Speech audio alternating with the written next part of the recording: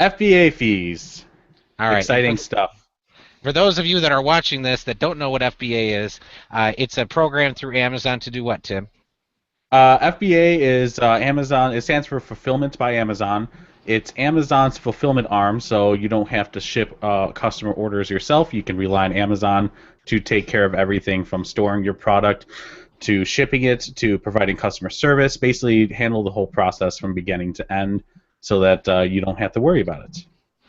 And Tim, I gotta say, versus self-fulfillment, depending on your Hmm. situation, in most cases, I feel, at least from personal experience and helping a lot of other companies with getting into the FBA program, it's like printing cash, right, Tim? like like print and cash. I like that term. Yeah, it definitely helps a lot with getting what's called the buy box, and it helps with competing against other people who do ship the same product that you do. It just has such a competitive advantage over a lot of the alternatives. Great. So let's get right into it, Tim. What's the first order of business here? All right, so we're just going to give you a quick overview of the basics of what kind of fees apply to every single order that's fulfilled through Amazon. So the first item that applies to every single order is the order handling fee.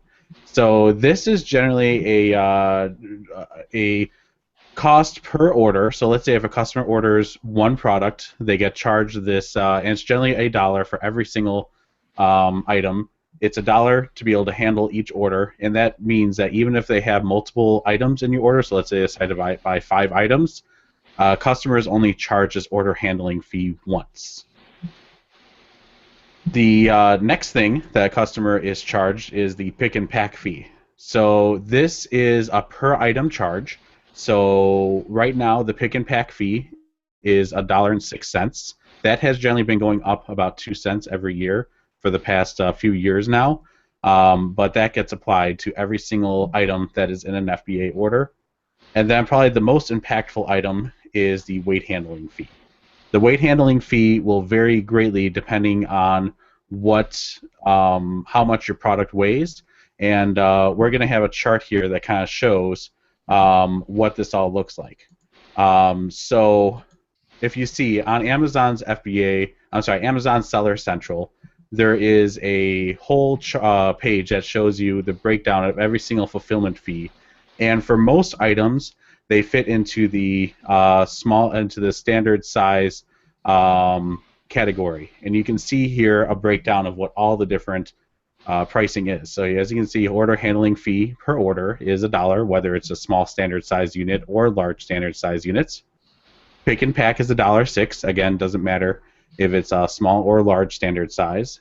And then weight handling starts at 50 cents if it's under a pound, or 96 cents if it's a large one and under a pound, and kind of goes up from there. So So, keeping in mind the size here, and I want to tell a quick story yes. about how why size matters. And that's and that's where it matters because it can really reflect on your bottom line. And the story that I wanted to tell was about a plastics manufacturer, large plastics manufacturer we're working with, that had a set of cups that was in an 8-inch by 8-inch by 8-inch box. Hmm. And this box, because the smallest side has to be less than 8 inches, and that's what the box said on Correct. the outside of the box, but that's actually the internal dimensions, not the external dimensions. So when you actually took a ruler to it or took a tape measure to it, it was actually 8 1/4 by 8 1/4 by 8 1/4. And because the smallest side exceeded 8 inches, they were paying extra money as an oversized item for that unit, and they were selling hundreds per week. And I Correct. think at the time it was on the order of maybe $2 a piece extra. And as you can see, I'm looking at Amazon's fee schedule for oversized items, and you can see right here, oversized pick and pack per unit jumps up automatically to $4.09. Luckily, thank God they don't charge you an order handling fee, but yeah, starts at $2.06 and goes up from there. So that could So make a huge impact on your bottom line. Hundreds of units times $2 extra, $3 extra could be a huge difference. So as you're taking a look at your different SKUs that you have in your product inventory, if you're a large manufacturer, or even if you're looking to get started on Amazon, regardless of where you're at, really pay attention to the size of the package because, like I said, size matters and it can really impact your bottom line significantly. Mm-hmm. All right. Well, that's the breakdown of your standard fees for shipping products through Amazon. But there's a lot more to FBA than just shipping orders. There's a lot of other maintenance fees and everything else that go into this. So that's what we're going to move into now, is all the different miscellaneous FBA fees. Do we have any questions before we moved on to this? I don't think we have any here. Terry, is this have you gotten any questions from folks regarding some of the FBA fees? Is that a question you get quite often? Yeah, I mean, people are generally looking just to get an idea on what their costs are going to be, so this is going to be very handy for us to use and keep people informed. Comes up pretty much in every conversation. You know, this is great, but what's it going to cost me? So, Tim, why don't you get on to the next point, and then I want to tell another story about how FBA can really change and impact the how much you can sell on Amazon. So go ahead, Absolutely. Tim. All right. So the first miscellaneous FBA fee that I want to cover is the monthly inventory storage fees. So this varies, and it's gone up every single year over the last several years. You know, storage costs and everything else, just like everything else, goes up. And it's starting this year, they actually are going to have a different storage fee for the months during the holiday season. So I believe it's from October through December. They're going to be significantly higher. And that's because Amazon has started to see that a lot of people are sending in inventory to FBA, taking advantage of it, and they really want to make sure that inventory that goes into Amazon has a quick turnaround. A lot of people want to use Amazon to just store a ton of inventory there, but Amazon really discourages it, and that's why we oftentimes recommend what's called just-in-time inventory placement, where you just ship in inventory that will be turned around in around a month or so. Was there anything you wanted to add to that, Paul? Yeah, the monthly storage fees. That's something where it's by the cubic volume averaged over a month. And for small products, it really isn't a lot of money. But where it can really be huge money for you in terms of storage is when you have items that take up a lot of room, obviously, and the units that are just sitting there. So a lot of we've worked with so many people that really are excited to get into Amazon, and I had one customer that sent in 15 pallets of stuff when he started. And I advised against it. I said, let's start off with a little bit, see how it goes, and then send in more. But you can imagine that there were a lot of fees with that. Some of the product moved quite well, but some of it didn't. And the stuff that didn't happened to be larger type boxes, and that incurred some significant storage fees. So it's good to have some sort of predictability in terms of how soon you think your inventory is going to move, and the term is really just-in-time inventory. So that's really the model that you want to use to be able to keep your stuff in stock, especially if it's larger. If it's smaller, the fees are actually quite nominal for storing stuff, and then it frees up room at your facility. So, and then they also have a program called multi-channel fulfillment, which I won't get into now, but you can actually use Amazon as your storage place and your fulfillment network for things outside of Amazon. Correct. So that's a strategy you can use too, especially if the storage for your size unit really makes sense. And so Paul was kind of starting to allude the whole idea that if your inventory stays in there, in the fulfillment centers for too long, then it can be subject to what's called long-term storage fees. So long-term storage fees take effect when a product has been in inventory for longer than 6 months, and they assess these long-term storage fees twice a year. I believe it's every February and every August. So the next actual long-term storage fee date is actually in 4 days. Today is August 11th. It's going to be August 15th is going to be the next long-term storage fee cutoff date, where Amazon asks that you either remove inventory or sell through it by discounting it, or have them do other means of disposal to get rid of your inventory. Sometimes it's economical just to leave it in there if you know it's going to move, but it is a significantly higher rate that they charge you based on how much is in there that has been in there for longer than 6 months.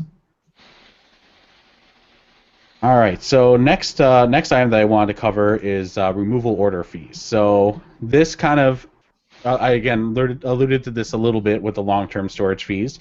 You do have the option to be able to have Amazon send back your inventory to you. The cost per item to do that is 50 cents.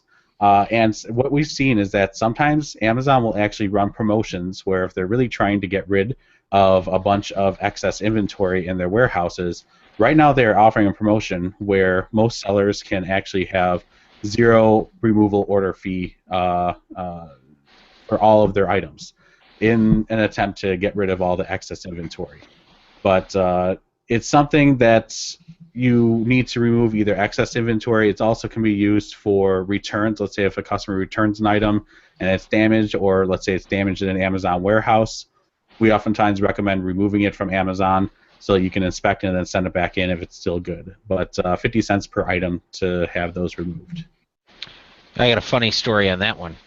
Mm-hmm. When I was getting married, remember when I said I was going to pack up a box of all the things that I needed to ship down to Florida for our cruise wedding? And I was gonna put it in as a unit in Amazon and then recall it to the place I was in Florida so I could get really cheap shipping instead of paying the baggage fees and everything else for like the 400 pounds of stuff that I wanted to send in. But I have a feeling that'd probably be against Amazon's terms of service. I'm just taking a guess. Exactly. So I was like, how can I make this happen? But the reason why that isn't feasible because sometimes the stuff just disappears in Amazon's warehouse, and of course they reimburse you for that. And there were quite a few sentimental things we were bringing down for our wedding, so that wouldn't have worked. Yeah. All right. All right. So next item that we have to cover is the return processing fees. Okay, so let's say if a customer wants to return an item to Amazon. As I said before, Amazon does cover all of your customer service, but there's a fee to be able to return an item from the customer back to the Amazon warehouse. So usually you'll see in your transactions for like an order, you'll see that there was a return processing fee attached to it, and so you were refunded less than what you were initially paid for. So that is something that can affect you. Unplanned service fees. So now we're starting to get into what happens to get your inventory into Amazon. So I believe we talked, so it was either last week or the week before that we talked extensively about labeling your product and prepping your product for Amazon FBA. So unplanned service fees basically will cover any miscellaneous work that needs to be done to be able to properly prepare your product for the FBA program. So if you fail to put stickers onto your product, if you fail to bag it correctly or put the right kind of protection in place, then Amazon can charge you an unspecified unplanned service fee per unit to be able to correct that problem. So it's extremely important to make sure that you follow all the guidelines whenever you do create a shipment and prep all your products to go into Amazon. The next thing, if you do, and we talked about this last time, was the whole idea of doing labels. Amazon can affix a label to each of your products for 20 cents a unit. That is not available to all products, but it is available to most. But that is something that you can just have Amazon take care of that for you. As well as if you plan on having Amazon prep the product for you, there is a smaller fee for doing that. It's those unplanned service fees which are extremely expensive and something that you want to avoid. If you do that too often, it also can impact your ability to be able to sell on the platform or use the FBA program. So make sure you follow those guidelines for prepping your product or enable these other label and prep services for your product instead. And then I think this is the second to last item here, inventory placement service. So this actually is I feel like this is starting to become obsolete. Amazon, whenever you create a shipment, they will specify, like let's say if I want to send 20 cups into Amazon, I tell Amazon I want to send in 20 cups, and Amazon will then come back and say, okay, of those 20 cups, I want you to send in 7 to one warehouse over in Florida. I want you to send in 3 to another warehouse in Illinois, and then I want you to send in the last 10 out to California. That is not a very economical way of doing that. Amazon has been consolidating a lot of the shipments, and they've been actually doing more of a distribution model recently. All of our recent shipments have been just going to one of our local fulfillment centers, which is really nice, so we don't have to worry about them splitting up the shipments. However, Amazon does allow you to do what's called inventory placement service, where they will have you ship everything all the time to one location, and then they will distribute the product throughout their network. But there is an additional fee in order to do that. The other strategy that you can use, Tim, and we talked about this, is making up case packs based on Correct. how many shipments you're willing to do. So the Amazon will tell you that you need to, basically you get your case and then you have your inner cases of your product. And they'll say, okay, well, tell us how many are in your inner cases that are in there. Then you can debox all your stuff and put it in larger boxes, so long as they don't exceed, 50 pounds or 2 feet in any direction. And 50 pounds, and then it's 25 inches in any direction. Yeah. So just over 25 inches. So that's where, and the details matter, but that's where you could have a case that's 2 feet by 2 feet by 2 feet, 24 inches cubed. You could put as many as you could fit in there, so long as it doesn't exceed 50 pounds, and you could have a case of 15 and another case of 15 and one case of 12, and so long as you create separate FBA shipments, they're not going to have a problem with that, and then you only have 3 boxes to send out. So that's where you can kind of strategically do that if you're going to be using UPS to send your stuff in. But if you're doing LTL or FTL shipment, that's a whole different story. I think they still can designate how much goes where with LTL shipments, and they do offer placement service for LTL shipments as well, if needed. Well, with the FTL, you get a full truckload, so right. That's only going one place. Right, but they still may create your shipments independently and tell you what to ship where first before you tell them it's even FTL. Okay. So, great. All right, cool. So the last thing that we wanted to cover is, we covered how much it is for all the different fulfillment fees, and you may have noticed in the previous slide that there was a whole other column called zero fee fulfillment. I'm sorry, you know what? I jumped ahead of myself. My apologies. I didn't have this in here. Multi-channel fulfillment. Let's talk about that first. Multi-channel fulfillment is where you can, like Paul was alluding to earlier, where you can actually have Amazon fulfill all your orders for channels outside of Amazon. So let's say you sell through your own website or sell through eBay or wherever you want.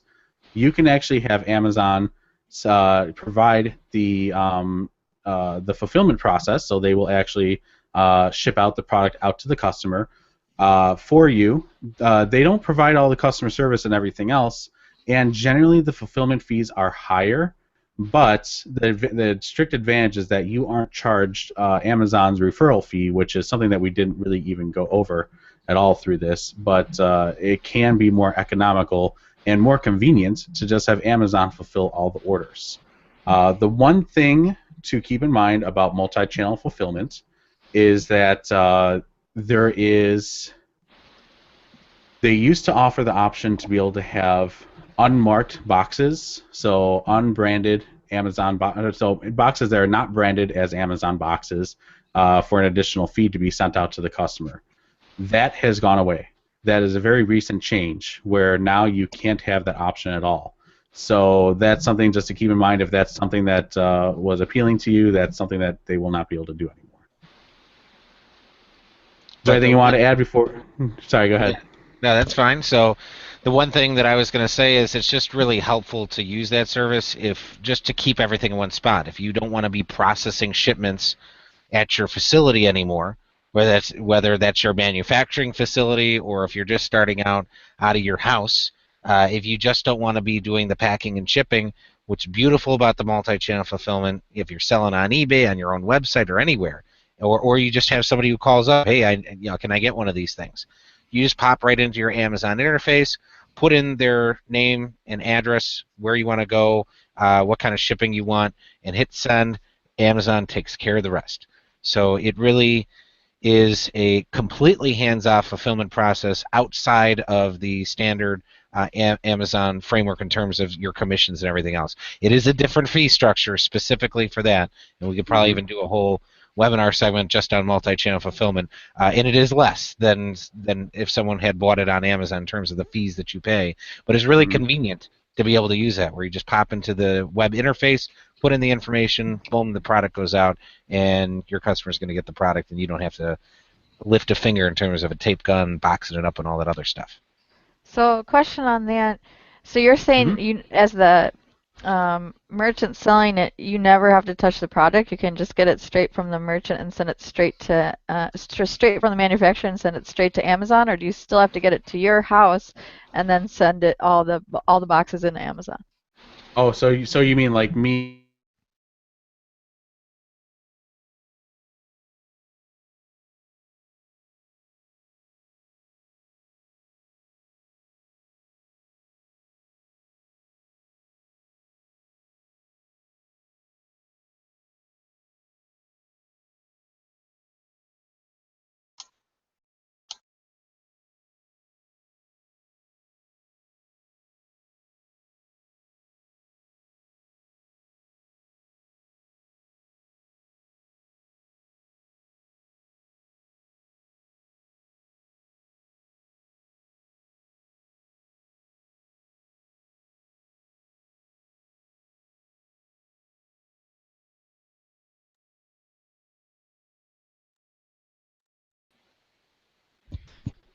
Are we back online here? Yes. Oh wow, yeah. So it wasn't just me, huh? No, it looks like we all came down. Do you want to pull that back up and we'll finish up? Yes, my apologies. I don't know what happened there. Must have been a technical issue. All right, so I was in the middle of trying to answer Robin's question here, and I was just trying to get some clarification on it. Robin asked me, and I want to clarify. So if I purchase product from a manufacturer and I want to sell that through Amazon, was your question, can I just send that directly to Amazon? Yeah, so you never touch the product, straight from the manufacturer's warehouse to Amazon's warehouse. Yes, you can. However, we highly recommend against it, mostly because there's an amount of responsibility that you have as a seller to make sure that the product is 100% in good order, I guess you could say. Make sure there's no broken units. Yeah, you just want to make sure your stuff. Yeah, all your. You're not going to start getting incurring all sorts of dings from Amazon for not having the labels on correct, for the product being broken, it being in bags that don't have choke hazard labels, it's falling apart. We've heard lots of horror stories of if you don't know for sure it's going to get there exactly the way you need it to, there could be a whole bunch of issues because of that. Correct. Well, if you have a really good relationship with your manufacturer and you know that they're going to do it correctly, then yes, Amazon does. Basically, you can just partner with your carrier and have them, or partner with your manufacturer and have them just send directly to the Amazon fulfillment center. But you have to pretty much set up the shipment first, then coordinates all the information over, which we're actually going to talk a little bit more. I know we're kind of running out of time here, but I just want to touch a little bit on the fact that there are some options for shipping into Amazon. All right, so last thing that I want to talk about miscellaneous fees is the zero fee fulfillments.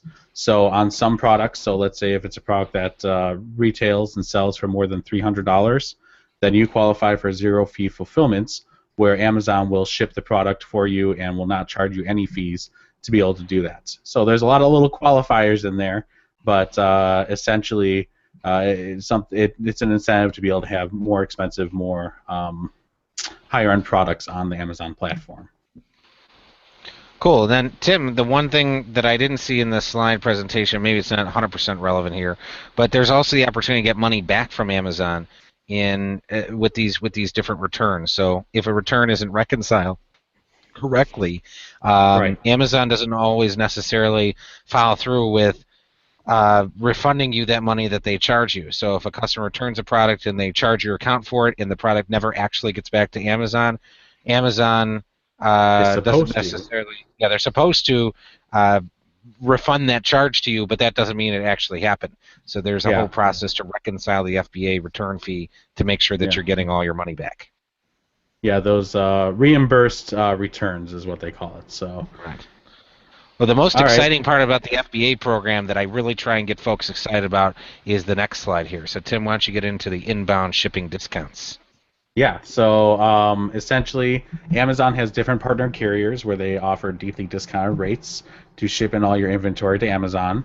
The biggest one is the small parcel delivery, which is UPS. Generally, it's about 70% off of retail rates to send in your inventory to Amazon.